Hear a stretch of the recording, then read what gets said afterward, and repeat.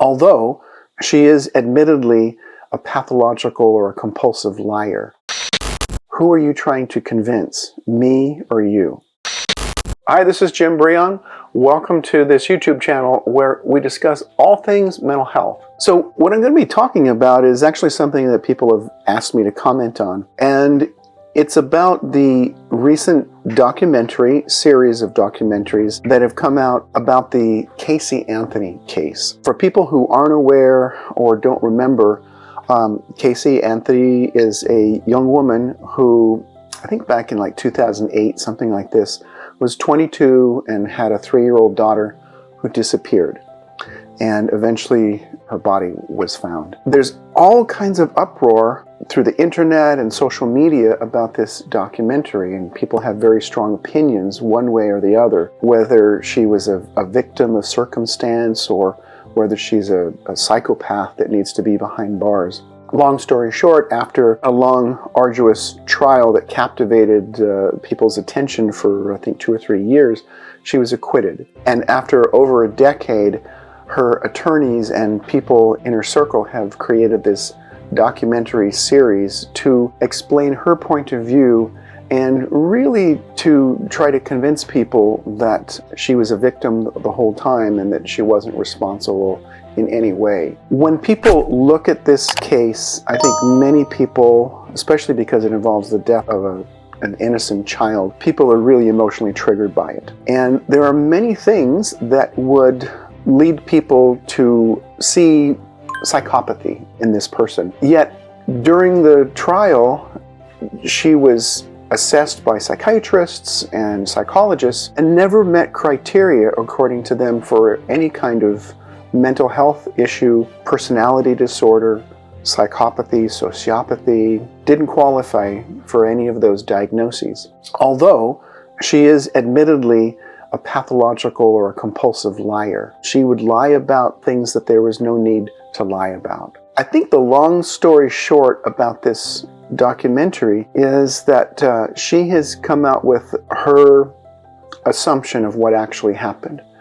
And she blames her dad, who she believes was molesting her daughter the same way that she said he molested her when she was young, and that he covered up this death. But there's some very strange incongruities. She didn't call the police after her daughter disappeared. Her mom called the police after 31 days, and then she admitted that her daughter had been missing, and she told the police that her nanny had taken the child.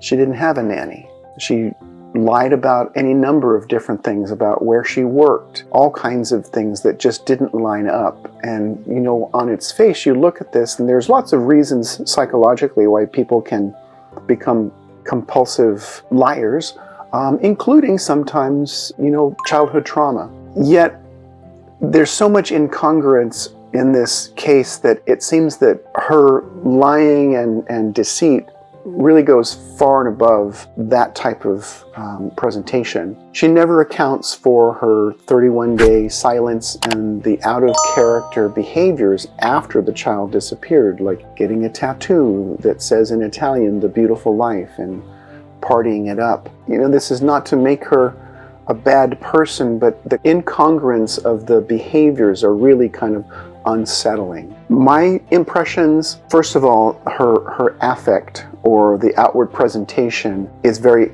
incongruent, meaning that when somebody is talking about something sad but they have a smile on their face, or they're talking about something terribly upsetting and they have no affect on their face at all. They've got kind of a flat affect. Again, flat affect can be a part of any number of mental health diagnoses, but often her responses appear very canned, very rehearsed, and inauthentic. At times during this documentary, she clearly appears that she's acting, and throughout the series, her affect changes from flat, almost no affect, to long periods where the camera is focused on her and she's crying and saying repeatedly over and over again how hard this is for her, how hard this is for her.